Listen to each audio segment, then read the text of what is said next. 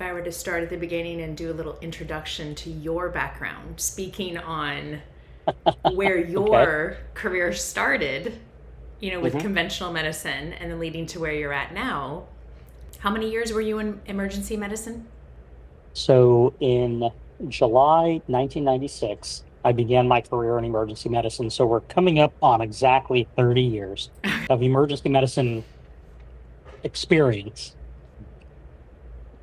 Completed my residency in 2000, board certified since 2001. So we're at 25 years of board certification in emergency medicine. With that, I've evaluated and treated tens of thousands of patients in those 27 years of active emergency medicine, ranging everywhere from your cardiovascular metabolic diseases to trauma to acute infections, sepsis, and the neuropsychiatric disorders like depression, anxiety, bipolar, schizophrenia, and all that. So pretty much full spectrum. I've worked in trauma centers, I've worked in cardiac centers with 24-hour days, cath lab, worked at facilities that had 24-hour psych emergency departments where we would do the initial evaluation and hand them off. And I've worked in places where you were almost isolated on an oasis you know, and didn't have a lot of resources at all. And had to manage everything up until the time that we got them transferred, to a higher level facility. So yeah, pretty much a full gamut. In total, I think I worked at 8 or 9 different hospitals over the course of my career, ranging again from level 1 and level 2 trauma centers all the way through to tiny community hospital setting.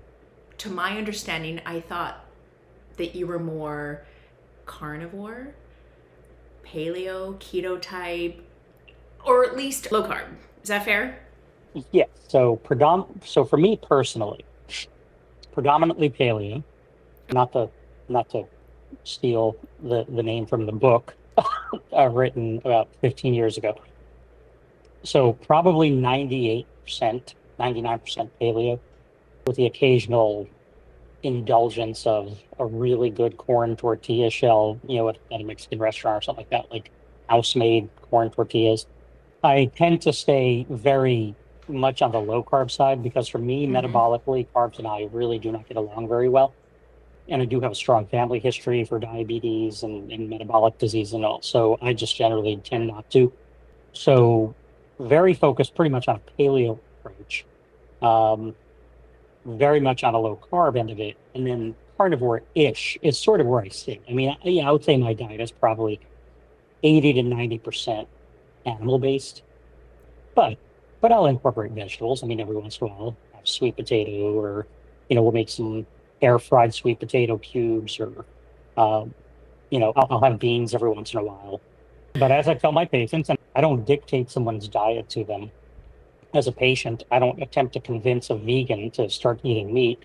We discuss results, we discuss physical metabolic conditions, we discuss laboratory panels, we discuss where they are. I give suggestions. And if we have to work through a vegan diet with this level of supplementation versus introducing, let's say, salmon or sardines as a pescatarian diet, for example, to Mm-hmm. address omega-3 deficiencies and all versus taking omega-3 fish oil capsules, there's choices. There's always Mm-hmm. choices. For someone who is religiously, spiritually, ethically a vegan, not my job to change them. And Sure. so I work with them with where they are and direct supplementation accordingly, because ultimately my job is not to save the world. My job is to address my patient.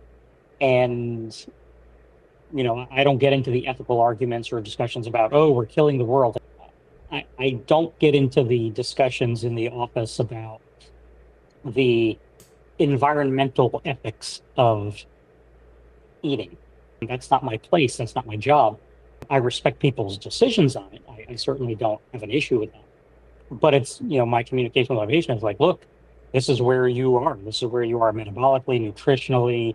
Uh, you know, this is what your diet looks like. Here's how you can make some adjustments, or here's how we're going to supplement. Thank God for modern nutraceuticals, right? Mm-hmm. Because 100 years ago, you wouldn't be able to actually address this. But today you can, and you can take 20 supplements and still eat the way you're eating, and it's perfectly okay. Um, so, that's how the discussions kind of go. But I don't attempt to convince people to do things. I just point them in a direction, and I give them information.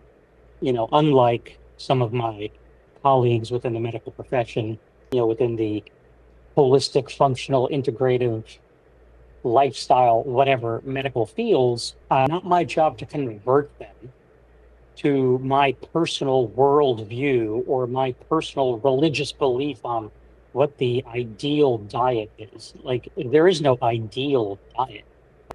There is a proper diet for an individual based on where they are, their physiology, their biochemistry, their physical conditions. And some people can thrive eating in one way and not do well with another, and vice versa. And so it's about finding that sweet spot for everybody. Some people can eat gluten, some people can't. Some people can, drink milk, other people can't. So, it's not keto, cheese for all, full fat milk for all. Well, not if you're dairy sensitive. Maybe not.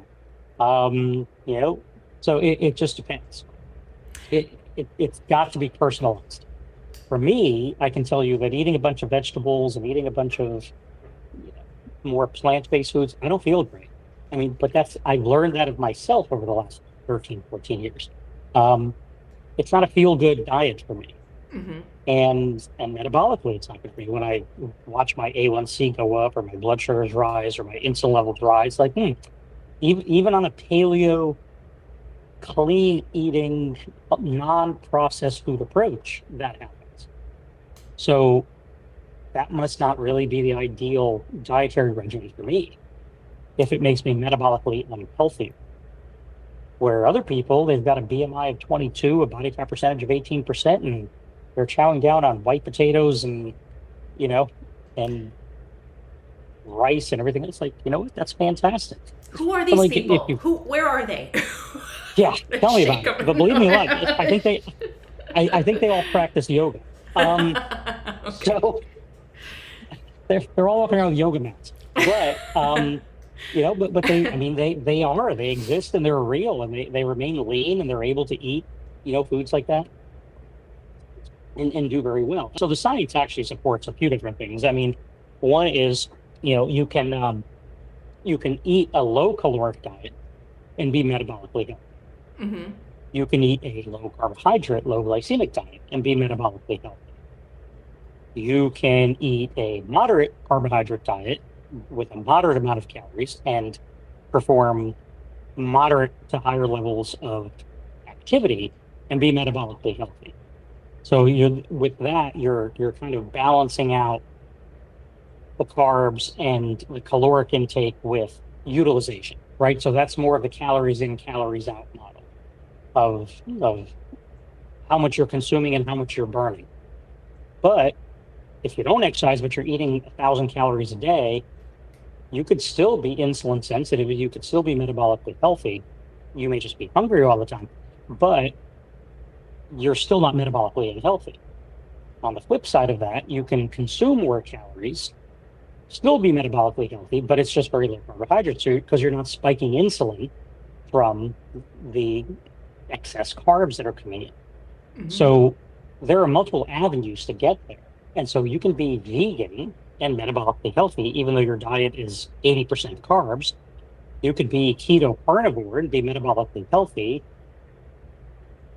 And that's because you're not spiking your insulin. And what you can't be is eating ultra processed foods loaded with fat and carbs and caloric excess and expect to maintain metabolic health. So as those wheels continue to spin and your body continues to age with more oxidative stress, more inflammation, more degeneration and decay, 20 becomes 25, becomes 30, becomes 40, becomes 50, and those gears start to rust.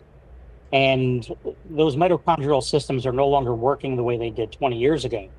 And I joke about this in the office sort of all the time, like, well, when you were 25, you could probably switch to eating a can of tuna, eating nothing but tuna or jerky for 5 days and lose 15 pounds. Today, you could do the exact same thing and maybe you lose a pound. Um, you know, it's a very different metabolic, but this is not a slow metabolism. This has to do with energy metabolism per se at the mitochondrial and cellular level. With what comes with years and years of degeneration and decay because of eating, processed foods and excessive sugar and things like that ultimately contribute to disease process, to cellular dysfunction. No, I just wanted to chime in and be clear that in no way am I dismissing anyone's goal of being a vegan or being raw and the 100 other titles that you want to be, the new names, the oligo, blah, Oh blah, yeah. blah, blah, blah. It's ultimately very wise, and I think it's wise of you to circle it all into the metabolic health, which is very foundational, coming with your experience and what you're guiding anyone who may be coming in, even if you have a vegan that comes into your office for whatever ailment they're looking, even if it's root cause or it's actually a particular disease or just a routine checkup. Circling all those diets, all those options back to metabolic health, would you be able to speak to, since we met in the diagnostic space, is there a diagnostic test that you go to see where their nutrient depletion is, or is there a certain micronutrient test you look for, or metabolic health? Like, where do you go to see where they're depleted? Yes. So we start with several different things. It's first starts, and I guess let me give some clarification on one thing with regard to the title metabolic function, because often that gets confused with being, well, we're discussing diabetes or we're discussing obesity, and that gets lumped into that's metabolic. But technically, metabolic dysfunction describes, so if you think, what is metabolism? Every singular biochemical process that takes place inside of your body is metabolism. From detoxification, methylation, enzymatic reactions, the Krebs cycle, the citric acid cycle, the electron transport chain, everything that occurs within the mitochondria, every hormonal action, every attachment, every receptor, this is all metabolic function. And so the state of metabolism is every single chemical reaction that takes place inside of your body. So there is not a single chronic disease that exists in the world today that is not from metabolic dysregulation, cellular metabolic dysfunction at the mitochondrial level, at the subcellular level, at the organelle level, where there is dysfunction of those metabolic processes, driven by oxidative stress, driven by inflammation, driven by insulin resistance. And so it all lumps into the same thing. So whether we're discussing conditions like depression and anxiety, bipolar disorder, we're discussing neurologic degenerative conditions like Alzheimer's or Parkinson's disease, or cardiovascular, diabetes, fatty liver disease, chronic kidney disease, neuropathies, PCOS, endometriosis. These are all metabolic conditions.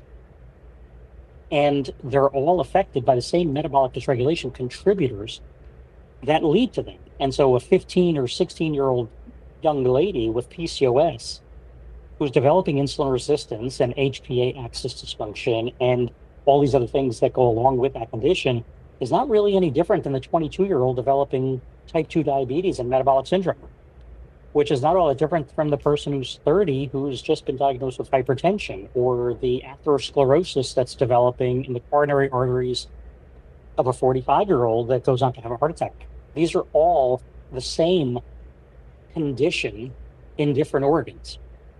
Same metabolic dysregulation manifesting in different organs in different timelines because of how quickly certain organs are affected and how long it takes some to develop. And so no one has a heart attack at the age of 15, from atherosclerosis anyway. No one has a heart attack at the age of 15 because you can't lay down that much plaque in those 15 years of life. But you can certainly develop other metabolic conditions like PCOS or testicular hypofunction and hypogonadism and things like that by the age of 16 or 18 or 20. Other conditions just take long. So it's one of the analogies I use for this is falling dominoes, with each domino being a new disease, but it's all one domino set. So the insulin resistance domino set has multiple different conditions, and each domino is a disease or a condition that falls. But they fall at different times based on the timeline by which it takes to get there, but they're all related to each other. And we can start picking up those dominoes by reversing the process, by improving insulin sensitivity, by reversing the metabolic dysfunction. That leads to improvement, reversal of diabetes, or reversal of high blood pressure, or visceral adiposity and things like that. And so that is the correction process as opposed to the medicating process, because to medicate is to manage. Mm-hmm. You're just simply controlling a number. You're controlling a symptom. You're controlling a blood pressure. You're controlling a blood sugar. You're controlling a cholesterol level. You're managing it until it becomes further dysregulated. So the analogy I often use for that in my office is about a volcano building, lava flowing under the surface, and you don't see it, you don't feel it, but suddenly there's like a little hole that develops in the street, and the spout comes out, this puff of smoke, and it's like, oh, let's put a little blacktop over that. And then it opens up again and a little lava flows out. It's like, oh, so let's just brush that off and then just put a little more blacktop over it. We just keep blacktopping it until you get this eruption of the actual volcano. And now you have a catastrophic event, a heart attack, a stroke, kidney failure, cirrhosis, like these big events that become irreversible. But yet the signs were there. We just kept capping it. We just kept masking it by medicating it, but never really addressing the problem, never really dealing with what the disease process was, what the metabolic dysregulation was that was creating the environment for that to occur. And that's where we go wrong in mainstream medicine, is we just simply treat a number. We neglect to treat the patient, address the patient and what they have going on inside of them, and the lifestyle imbalances that are contributing to why these things are developed. So that's the disconnect.